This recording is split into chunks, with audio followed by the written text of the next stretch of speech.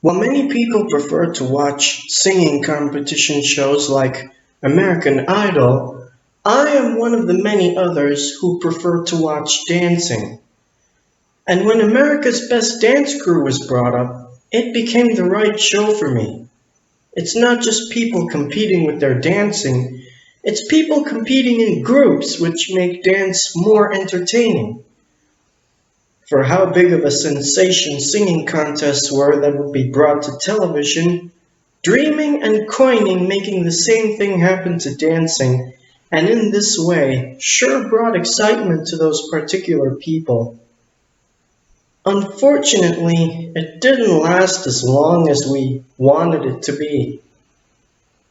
The excitement came to a halt because lesser viewers were being into the show. I think it has something to do with what is put in on the show.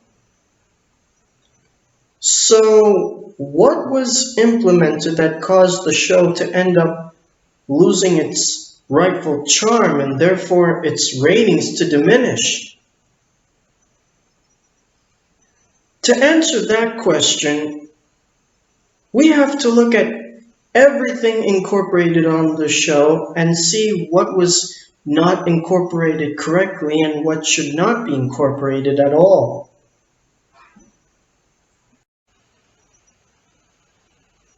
The dance crews that compete in a tournament, some things about some of the crews that concern me. It's nothing to do with the crews themselves or the dance styles or dance crew name or the backstories of the crew members. Rather, which crews are chosen to compete. Now, I'm not meaning to be controversial, but let's be logical about this. This is America's Best Dance Crew, right? So that means that the dance crew that becomes America's Best Dance Crew is supposed to be from America. And therefore, dance crews competing are supposed to be from all over the United States. Each and every dance crew is supposed to be formed at a pinpoint location within the states, not that the members have to be born and grow up on that spot. It only makes it a fair contest. Since the third season, several crews who were accepted to compete were from outside of the American borders. I don't have any negative concerns of the crews themselves. They're skilled and talented and all, and that I respect. It's just that this is not Puerto Rico's best dance crew, or Canada's best dance crew, or the world's best dance crew. Now, I explained that a crew is to be formed at a specific location within the United States, even though not every member of the crew grows up on that location. A few crews who competed, the members were born elsewhere on the planet, and yet they formed their groups on a place in the states which they represent. Afro Borique had members from Puerto Rico and Cuba, and they formed the group in Las Vegas. Meanwhile, Instant Noodles had Taiwanese members who formed the group in Orange County. There are also a few crews which only one member or a few members were foreign. We Are Heroes had a few members from Japan, and I Am Me had someone from the Czech Republic. And I thought what they did was rather clever. I think that's the closest the show should ever be to allowing anything international.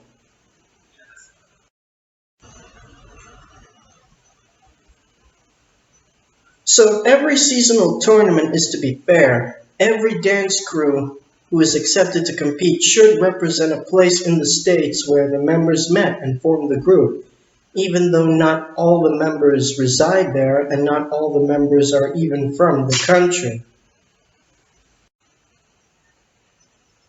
Another thing that makes every tournament fair is that each and every tournament has a completely different cast of crews competing. The 7th season had one crew who competed once already, Fanny Pack. Isn't Fanny Pack famous already? So I understood they became a successful crew regardless of not winning the show's title. So what's any point of recompeting? As I read, the show allowed crews who competed already to audition again. And seemingly, Fanny Pack was the only veteran crew to requalify. And yet they were still voted out. Not only that, but they didn't make it as far as they did the first time they competed in the 2nd season. Additionally, the both times they were on the show, while battling to survive elimination, they were picked over by the crews to be crowned. How coincidental is that? If the show's production team really wanted to give eliminated crews a second chance, why don't they do that in a separate season or something? There could have been a season or two which all crews competing are those who were eliminated the first time they competed. I don't care if that brings the ratings down, it only makes sense. So for every fair tournament, while crews competing are supposed to originate within only the United States, there should also be different crews for each season. And if there ever comes a decision to let eliminated crews recompete, it should be in separate seasons. For the first 5 seasons, they had this age restriction, so many crews were all adults, and that's respectable. Then, for the 6th and 7th seasons, as I read, the age restriction was dropped. I wouldn't say they dropped it, rather they changed it because although they were allowing crews of younger members to compete, those members still have to be within a specific age range. I don't mean to discriminate, but I'm not all that into the show, including children. I mean, Iconic Boys are the youngest crew to ever compete, and 8 Flavas, not as young, but still youngest of that season. Both groups are well talented, and may I add in their own right. But think about it. How is it to crown a group of little people in a dance competition where I'm used to watching adults? I just don't get it. I just don't. So, for every crew in a seasonal tournament, each and every member should be old enough to compete, and the age restriction is acceptable. It does allow crews of young members, but not too young so as to fit the show as best as possible. If there was to be anything like a children's dance team contest on television, there should be another TV show doing that.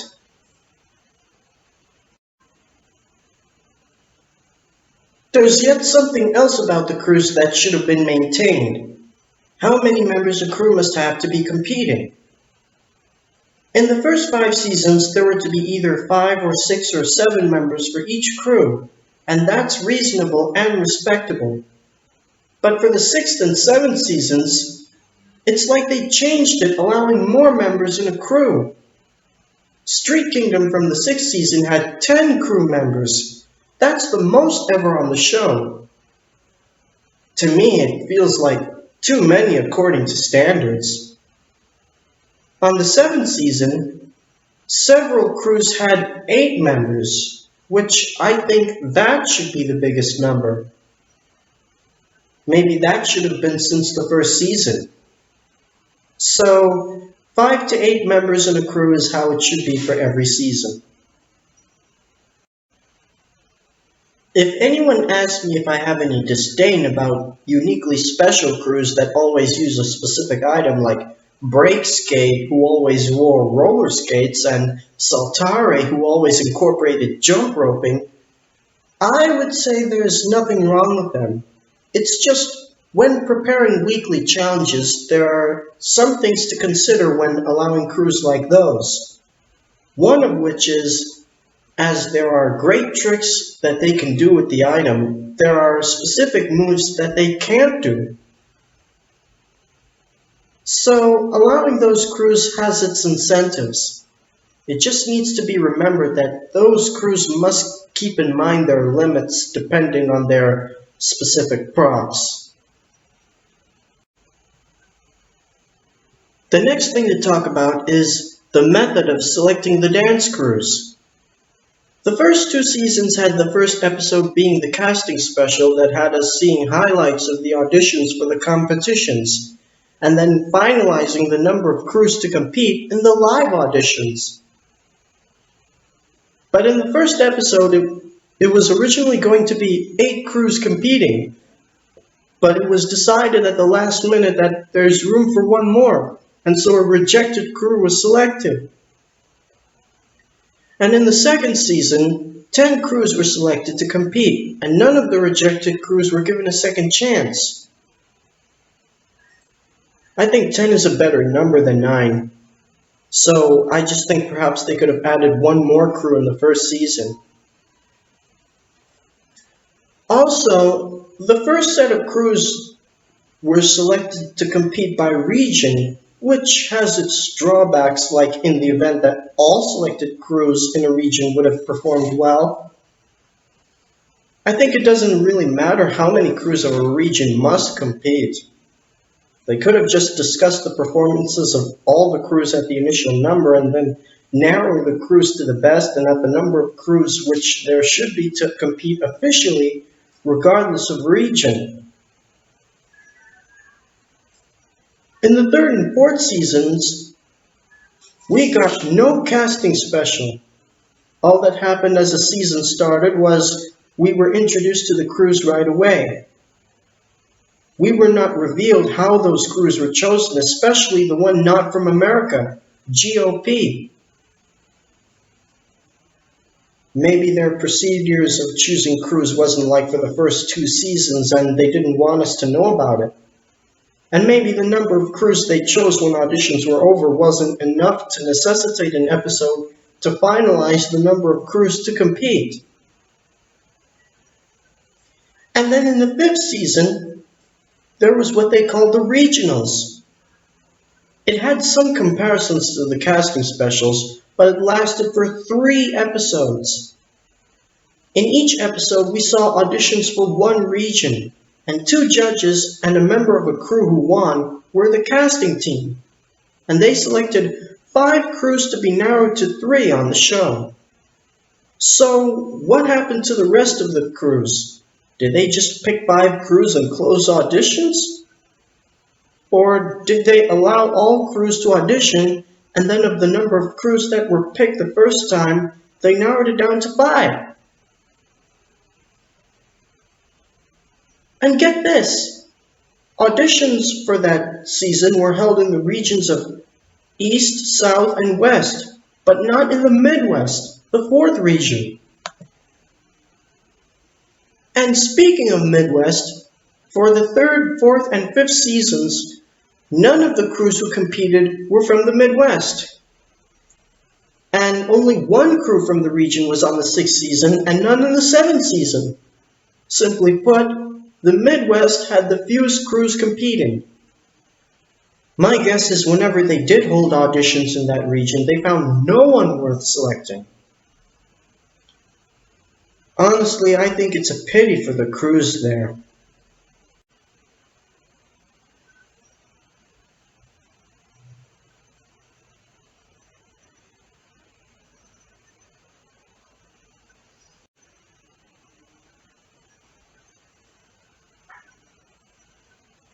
And speaking of 6th and 7th seasons, we were once again shown nothing of how those crews were recruited. We were immediately introduced to the 10 competing crews, 5 per episode. And that, among other things, kind of makes it feel like a different show. What's the deal here? If we don't see how the crews qualify and the crews don't get enough screen time, how can we be sure of which crews to cheer on throughout the tournament? So if a seasonal tournament is to begin properly, it should be that they show the highlights of the auditions as to how many crews were chosen to compete and how the number of competing crews are to be finalized. If they ever need to be finalized. Now I talk about the banners which are supposed to represent the crews. As explained on the show, the banners we see hanging above the stage over the sliding doors, which we see the crews coming in and out, represent the heart and soul of the very crews, and are what give the crews their identities for the tournaments. And when a crew is excluded, the respective banner drops down and the crew takes it with them as they leave. I thought the banners were a great idea. I also like that the emblems of the banners transition to the respective crews so that we watch how they prepare their routines. And we see the banners behind the crews while they are being interviewed. What problems would there be with the banners? Some of the emblems, I don't really get any significance of its relation to the crews. There is also the possibility that not every banner is liked by the represented crews. Some members of one crew didn't like their banner, and none of the members of another crew would have liked their banner. Also, I wasn't calling satisfactory the banners being introduced and lifted up and the first banner plummeting the same week. It just feels like at one point the competition is set and the next thing, the first part of the tournament is over.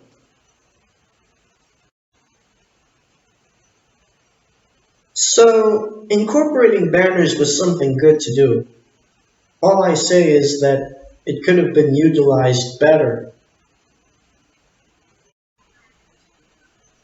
Now I talk about the challenges to give crews each week. What I like about the show is that every week the crews competing are given something to do for their routine of the week. And each week the challenges are themed, meaning all challenges given to the crews are under a category, be it perform to a given song, do a specific action, incorporate a prop or two, or incorporate a specific dance style.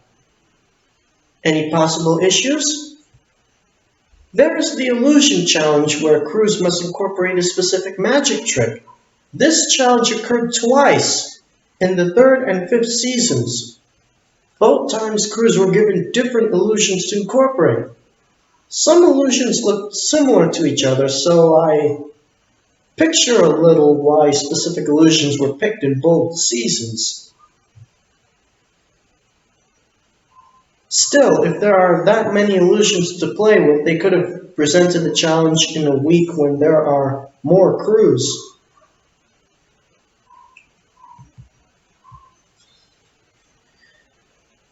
Throughout the 6th and 7th seasons, crews always performed to music by the superstar of the week. In the earlier seasons, whenever crews performed to music of one famous artiste, it was the backstage correspondent who hands out the songs. During the seasons of the superstars, the artists themselves gave out their songs. I think that fits more for whenever the artist watches a crew and their routine and feels and thinks the song assigned by the show doesn't fit that crew to the eyes and ears of the artist, unless the show's representatives actually discuss with the artist for the weekly challenge as to which songs to present the crews. Both seasons had crews performing to music of Rihanna. The difference is distinct. Nevertheless, I'm comfortable enough with only the first one. Both seasons also featured Katy Perry. One had crews performing to her songs with added challenges, while the other is in which basically her music was used for the performances. Obviously, I prefer when she handed out the challenges in the sixth season. In my personal opinion, they shouldn't have gone too far with the superstars. So, I think every challenge in every tournament should be something different. They should be more than just performing to music of famous artists with an additional task. More importantly, they should always be such that test the crews into showing us how much they can do and if they can do it. But there is one challenge that should be present in all seasons.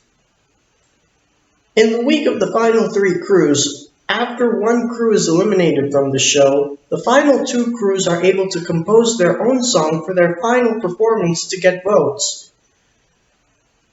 The second and seventh seasons are when this doesn't happen, so that's one thing to have kept the same. Then there is the voting. Everyone who watched the show knows that the crews who continue performing on the show and the last crew standing winning is completely because of the viewers' votes. A problem with that is the constant changing of phone numbers and texting codes to vote. Each week a saved crew performs in a different order, and the phone number and text code to vote is given according to the order. And during the fifth season, no one got eliminated one week, which necessitated a double elimination to make up for it. This is because there was a problem with the phone numbers to call for voting. When I pinpointed the problem, I was surprised to read that all but one phone numbers were the same to each other, with only the text codes being different. So the method of voting, which was programmed by the show, did have its technical difficulties. I think there should have been an easier method. And I came up with an idea. The voting for crews is made by texting only, and the text for voting is always in a specific phrase. The phrase is ABDC space and then the name of the crew, and you send it to the number given. And the spelling of the crews must be correct, and the space has to be in the right place in order for the phrase to be input correctly. Otherwise, the vote is invalid. And the votes are limited to one vote per person. Sure, not everyone would have had a cell phone during those days, but that's how I like it. Another problem is how much time someone has to vote. The voting starts at the end of the show, that's fair enough. But I'm not as positive of the limited time. Voting ends on Saturday at dawn. How many votes could you get from such a period? And for the final voting period, voting lines are open all week up until the finale. At least that's how it was for the first few seasons. That's got to be the only period when someone is sure to have plenty of time to vote. The problem with that is how long it will take to make the championship banner once the information of the winning crew is obtained. I think the voting period should have been the same every week, and the period for voting lines is to be opened just right. Not too much time, not too little time. Next, I talk about the elimination of crews during each tournament. It's supposed to be that one crew is to be eliminated each week, and the two crews who get the least amount of votes that week are the ones at risk of elimination and must perform their routines. Afterwards, the judges discuss the both performances and must select one crew to remain. And that's how it was throughout the first 4 seasons. But then things got a little out of order on the 5th season. On one episode, as I explained already, when they gave phone numbers for voting, the numbers were incorrect. So to make up for that, the next episode had the judges choose which crew to be immune from double elimination on the next episode, where 2 crews are to be eliminated. What can I say? 2 crews being eliminated are worse than 1. In the 7th season, it happened again, but this time, no reason was given for it. That makes considerably no sense. In another episode, 3 crews were in the bottom and 2 crews were saved. What's the excuse for that? The following week, the unthinkable happens. Both crews who were in the bottom were saved. It took even me by surprise. And believe it or not, they were the same crew saved by the judges the previous week when 3 crews were in the bottom. And those crews were fanny packed and rated Next Generation. I have close to mixed feelings for this. It just feels like the judges themselves broke the show's rules. Would even Randy Jackson approve of it? On the other hand, there are other instances when both crews actually should be saved from elimination. If it truly was the case that the judges just couldn't make up their minds as to which one crew to save, there are certainly other moments when it happened. In the 2nd season, both Super Crew and Supreme Soul could have been saved to reduce the feeling of tragedy. Super Crew would have still won, it's only that then the crews wouldn't have to be eliminated in that order. And in the 4th season, both Southern Movement and Rhythm City could have been saved, given that their performances that week are the ones the judges gave the most critical acclaim. So it sort of establishes the opinionable statement that one crew being eliminated every week doesn't have to be something all that strict. Still, they were supposed to save only one crew. Besides, both crews were knocked out later on in the season anyway.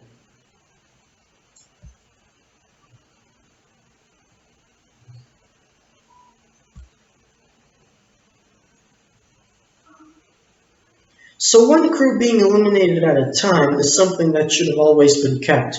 Maybe if they were more careful with the phone numbers at that time, or if there was an easier method to vote, there wouldn't have been that extra trouble and there would be no need for anything desperate. And the only reason the judges would have the option to save both crews is when it is an enforced rule.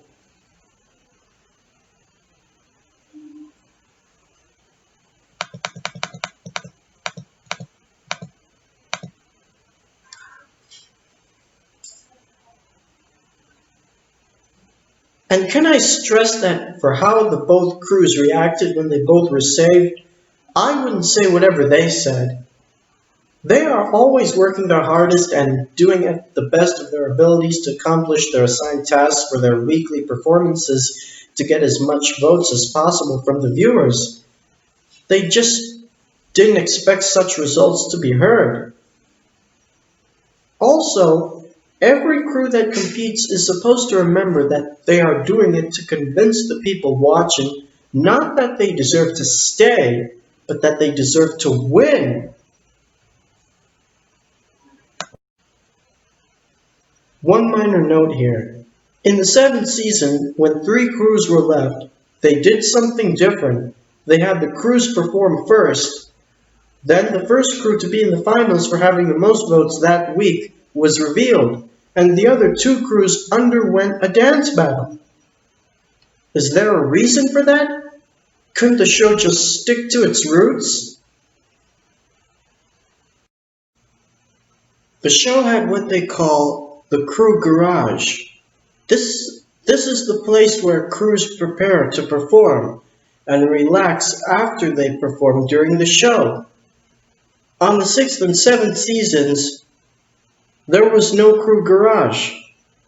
It wasn't there anymore. We just see the crews backstage and elsewhere in the studio.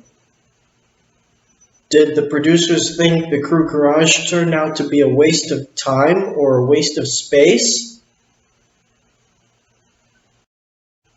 Now, I think the Crew Garage was rather useful.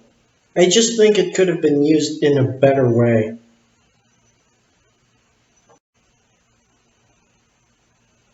When the show first started, it had a backstage correspondent. Layla Cayley had that role. Her job was to discuss the weekly challenges to the remaining crews and give the crews their challenges, and to interview the crews in the Crew Garage. She was also seen in the videos of the auditions during the casting specials. In the casting special of the first season, probably because Layla wasn't available for that day, Rochelle Leo was the backstage correspondent, and that was the only episode we saw her. They could have used her more often. For the 6th and 7th seasons, there was no correspondent. Instead, one of the judges introduced the weekly challenges to the crews. Did the show think that including a backstage correspondent isn't worth the time? Otherwise, if Layla couldn't be available then, why don't they hire someone else? It could have been a good opportunity to bring back Rochelle. So, I've seen good use for a backstage correspondent, so having one should have stayed throughout the show's run.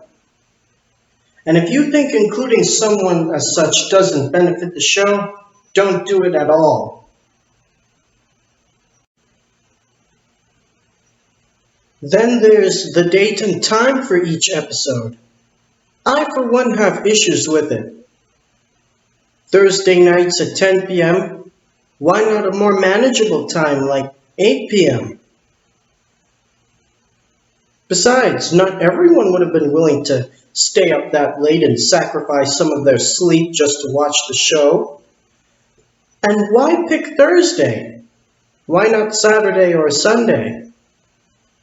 There was also during the week when they re-aired an episode in case some people missed the original airing. I think the reruns should have been carefully scheduled and actually advertised so that we know when to tune in. Or they don't have to re-air the whole entire episode. During the week, while program is on break and there's enough time, they could have simply played a performance of a crew still competing and simultaneously display the phone number and text code for voting. If anything, for the sake of the eliminated crew, they could just replay their performed routine. So, a subtle date and time to air an episode as well as to rerun the episode matters. In case anyone asked me, the panel of judges wasn't too bad. J.C. Chasez was like the most difficult judge to impress, so he himself was a challenge to the crews, not that it was for the worst of things. For his expertise of knowing dancing, some would say he's the show's counterpart of Simon Cowell. I wouldn't say they tried to make the show all too much like a counterpart to American Idol just because America's Best Dance Crew presenter and chief executive producer Randy Jackson had been on American Idol. One judge, Shane Sparks, after being on the first 4 seasons, was replaced for the 5th season and onwards. It felt different, but it didn't bother me all that much. Nevertheless, I wish Shane didn't do whatever he did that caused him to lose his job. All in all, nothing wrong with the judges who appeared on the show. Now, including guest judges, that was rare on the show. We only got Missy Elliott and Flo Rida. We could have had a lot more. Whereas, I prefer the panel to always consist of the regular judges. Then there is the period between seasons. If there's going to be more seasons, what needs to be considered is how long the viewers would have to wait. In my opinion, the time intervals between seasons should be close enough to each other, and that's another thing the show didn't keep. The series started at the beginning of the year in 2008, and at the season finale, it was announced the second season in the middle of the year, and the season came just as announced. After the second winning crew was crowned, the host said there would be a third season, but not when it would be. I assumed it would be during the final third of the year, given that there was just enough room for the time, but the third season didn't come on until the early first half of the next year. A fourth season was announced, but we waited until during the second half of that year. And in the fifth season and ever since, it was only one season. There could have been a more appropriate pattern with the seasons than what was done there. One season a year sounds like the easiest, which is what American Idol always do, but what's the point of America's Best Dance Crew to copy that show? And look at it this way. If a season of America's Best Dance Crew takes up to 3 months, why not utilize the whole year? Why not have it be 2 seasons or even 3 seasons for every year? If it means putting in extra work and meeting up with rigorous deadlines, so be it. But when all is said and done, it's about the dedication.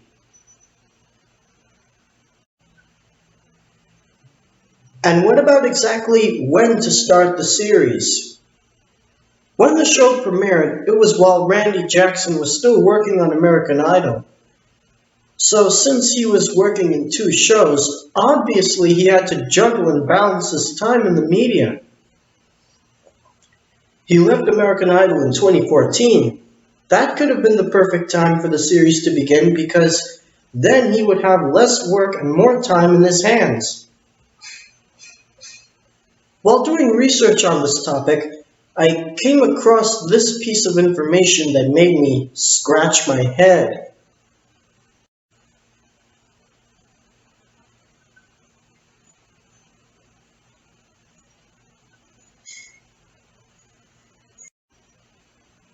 Someone filed a suit for what was described to be plagiarism.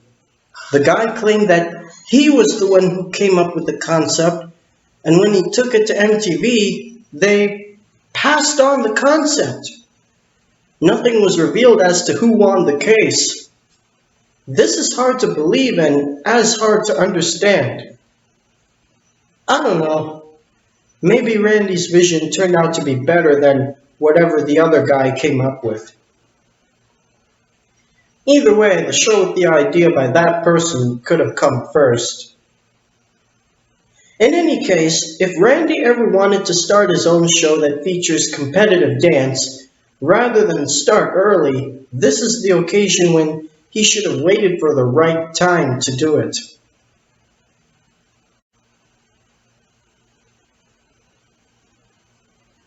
Then there is the stage itself. When the first season premiered the casting special, the stage was still under construction. Afterwards, the stage was finished for official competition, and it was used throughout the first season. It stayed the same for the second, third, and fourth seasons. But on the fifth season, a brand new stage. Yet the stage doesn't make it feel enough like another show. For the sixth season, they reused the stage from the first season, but then they put up a staircase on the back of the stage that takes you to the sliding doors, which is reinstalled on a higher floor. This actually made it feel a fair bit like another show. And on the seventh season, the stairway is still there, but once again there was a brand new stage, and it definitely looked as if it's been fully refurbished. And they redesigned the doors. And all this together made the show feel further like a different show. Couldn't they just stick to one stage? And whenever the stage needs to be replaced, they can rebuild another just like it. We wouldn't have to know the difference. The stage which they used for the seventh season, I honestly thought it was the best, minus the new logo design. That could have been the one used for all seasons, only with the traditional logo of the title. And what about the way a seasonal tournament begins and ends? The first week of every season didn't vary too much between seasons. Nevertheless, they were not all the same. For most of the early seasons, each crew was allowed to perform to their most favorite song. As the episode progresses, the judges select the crews whose routines were most enjoyed, and whichever was at the bottom must face each other in a dance-off. Afterwards, it would be decided as to which is the first crew to be eliminated. Fine by me. Then, on the sixth and seventh seasons, where it was all about the superstars, each crew had to perform to an assigned song by the superstar of that week. And since it was 5 crews per episode, the first 5 danced to songs of one star, and the second 5 danced to songs of another star the following week. Does that make it a fair contest? And what about this? On the 6th season, out of every 5 crews were picked to keep competing after their first routines throughout the 2 weeks, 1 crew was eliminated right away. And on the 7th season, it was almost the same. This time, the 1 crew who was not picked to continue on the first week had to dance battle with another rejected crew on the second week for the space for 1 more crew. Does that have anything to do with the elimination process at the beginning of the previous season? So maybe it could have been for the best to just let all the competing crews perform on the first week, and that each crew get to dance to their most favorite song. As for the way a season ends, that can be explained. For the first 5 seasons, it started with all the eliminated crews being reintroduced to perform one last time along with the final 2 crews. I guess just because they were out of the tournament doesn't mean they can't dance on the stage ever again. In the first, second, and fifth seasons, the crews who danced together represented the regions they came from. I thought it was a good thing. In the third and fourth seasons, however, the crews who performed together then were arranged by decision of each judge. Not much better. It could have been all crews and arrangements by all judges. And then on the 6th season, when someone would be thinking of yet another crew reunion, there was something completely different. It was like the case that the crews who are eliminated are gone for good. We instead looked at the winning crew's return to perform. I suppose the number of champions obtained at that point meant that all eliminated crews returning to perform was no longer a need. But asking the winners to come back and dance again, was that a need? And the finale of the 7th season felt like quite a mess. Each of the final 2 crews danced with a champion crew, and I Am Me was the only champion crew that returned to dance as a solo crew. Also, all of the music except the song used for the final dance by the Electrolytes, who became winners, were by Katy Perry, whom there already was a challenge week in favor of.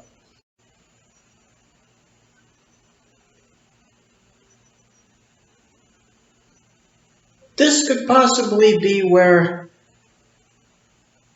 some viewers would have thought that the producers don't know what they're doing to the show anymore. If the season is to end some way, it's got to be something traditional. Of course, if there's anything at all they got right to have involved in a finale, it's that both final crews would dance together and that only the votes of the viewers determine who wins a tournament. On the first season, Randy gives each member of the winning crew caps to wear for their final performance. On the second season and onwards, he gives the winning crew a trophy. I hope they haven't forgotten the Jabberwockies. Then, on the third season and onwards, crews are encouraged to incorporate the trophy in their final dance. I, for one, wish they could have used the trophy gimmick since the first season. And finally, whether you would like to hear it or you would rather not, the 8th season. When the show got cut off after the conclusion of the 7th season, the fans thought it was over. After a couple of years, the announcement came that they would bring it back. It was not as many expected. It felt and appeared more like a completely different show. It's generally 6 of the 7 winning groups and only one brand new crew, which consisted of crew members who were in the first season. There were no banners. The entire season is VMA themed. I have mixed feelings about the stage. It had a new host and a new panel of judges, but nothing bad to say about them. And Randy Jackson's name wasn't in the title. How is that season supposed to give the show a send-off? Who expects that season to give the show a send-off? If the show was to end somehow, it should be Randy's decision. And if there's going to be an 8th season of the show, that should be Randy's decision as well. And it's supposed to pick up from where the show left off in the 7th season.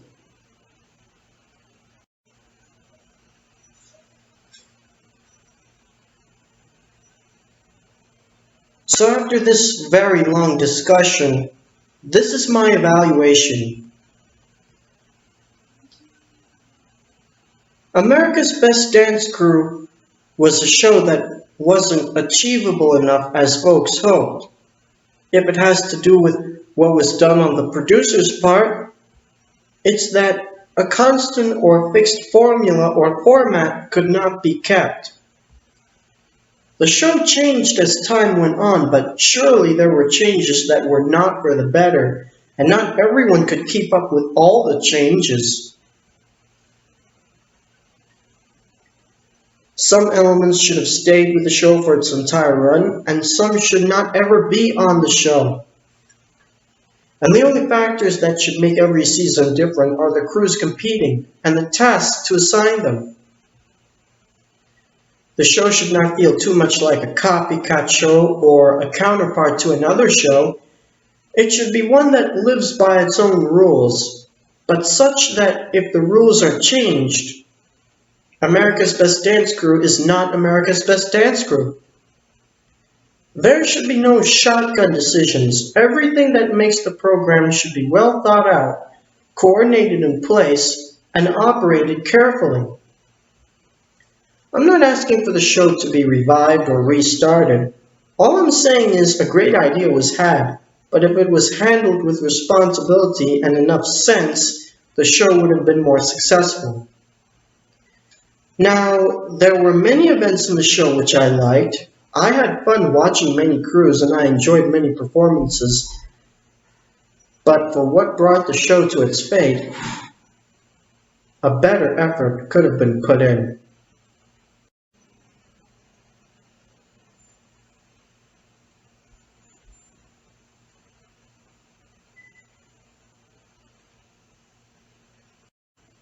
I'm doing something extra here.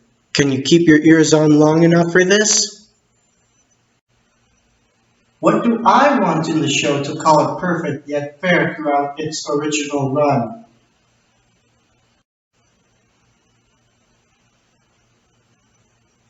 The show lasts for 15 seasons in 5 years, 3 seasons for each year. The host, the backstage correspondent, and the panel of 3 judges are on all of the seasons. And every episode in each season is on Sunday at 8 p.m. Each season starts with an episode at 7 p.m. that features highlights of auditions in all the four regions and how many crews were selected to compete. And the number of crews must be more than 10. And all crews originate in pinpoint locations in America, even though not every member is born and raised there. There should be between 5 to 8 members in a crew, and each member is within a suitable age range. Then, immediately at the next hour, the casting specialist broadcasted where after all crews perform their first impressions routines, and with the correctly matching music, the judges discuss all the crews and the number of crews is finalized to exactly 10. And the casting special ends with Randy Jackson himself saying words to the officially selected crews and presenting the banners and raising them up. About the banners, the crews who are selected to compete, art designers discuss in secret to the crews about what the crews want in the emblems of their banners and the lettering for the crew names. On the first week, we watch videos of the crews in the places in the states which they represent, and we know about their lifestyles, how and why they form their crews, what motivates them to compete, and why they want to become champions. Then they perform to their one most favorite song. And when the performances are done, the judges pick 8 most impressive crews to stay, and the other 2 who is in the bottom must dance battle, and the judges decide the final crew to remain. Then the season continues with weekly challenges. All challenges are pre-planned for each crew, and the backstage correspondent is always the one presenting the challenges. Upon presenting challenges which accrues to perform a song by an artiste of the week, representatives of the show have a meeting with that artiste, and the artiste presents the songs to the crews via pre-recorded videos. As the season progresses, crews are eliminated one at a time. It doesn't have to be one every week. Any problem with the votes? Don't do anything. And the judges do have the option to save both crews in the occasion when they couldn't make up their minds as to which one crew to spare. But it must be, it must be done as seldom as possible. During the second half of the season, as of the week of the final 5 crews, the eliminated crews are shown montages of their progress in the competition. In the week of the final 4 crews, those crews start the episode with a performance involving all of them and is pre-recorded. And then in the week of the final 3 crews, there are 2 challenges given. One challenge is for the final elimination halfway through the episode. The other challenge is for the other half of the episode when the crews compose their own music for their final performance, and only the final 2 crews perform then. Viewers vote for their crew by only texting. As I explained earlier, the texting phrase is ABDC space name of crew and sent to the number given. Votes are limited to 1 vote per person, and rates apply according to network. During the week, whenever there's enough time during program intervals, they replay the performances of the crews currently competing, and the texting phrase for voting is displayed. Every week, voting lines are open until Saturday at midnight, when the Saturday is over and it's turning into Sunday. In the season finale, eliminated crews return to perform with the final 2 crews, and all the judges decide which crews they want to group for their dances. But it's never the final 2 crews in a group. All crews are asked to remain in Hollywood for the entire season. Just enough cleverness to accept. We watch montages of both crews during the competition, and then we enjoy for viewing pleasure the 2 final crews dancing together. After the final break of the show, The winning crew is revealed, and the runner-up crew is dismissed along with their banner falling upon release.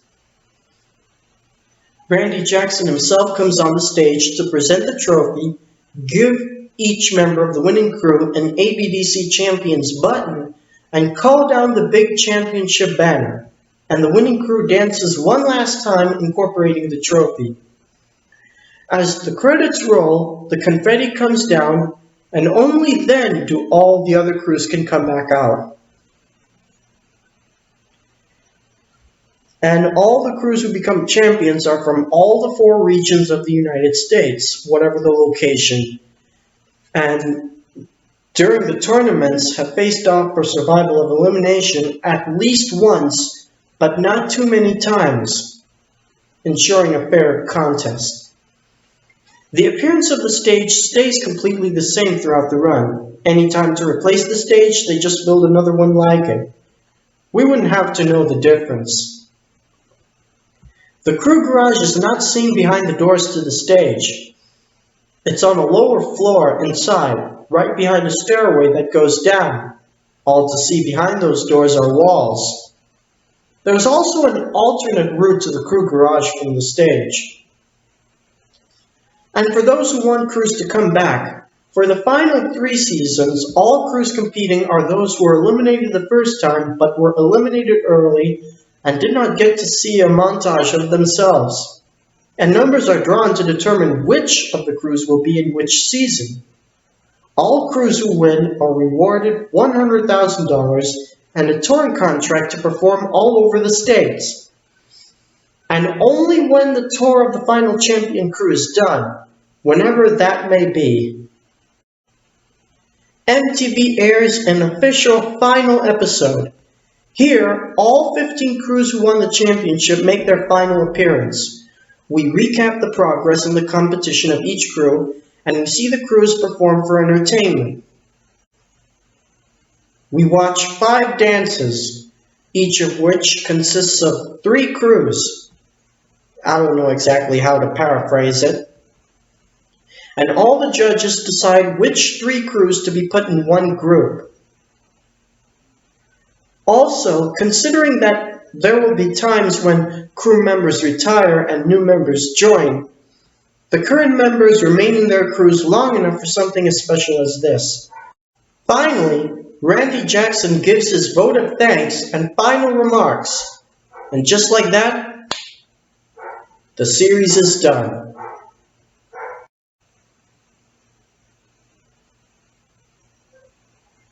Okay, so surely this brings out a wholly different result, but that's the program that perfectly fits the audience I am. Truly, it took me to go through the Wikipedia pages of the show and watch the necessary parts of the main 7 seasons and look at enough images of the 8th season, if that season ever counts as official, in order to get my information, and as much as to think out all my notes and put them together. But you know, what Randy Jackson wanted to do, it could have been done better to make this production of MTV the greatest it can be. And I do hope that this is worth my effort put in to make it clear as ever.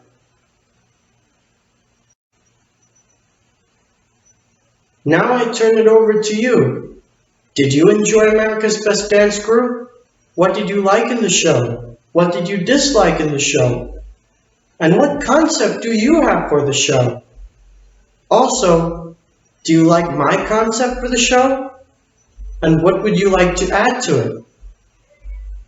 Let me know what you think. And thanks for watching.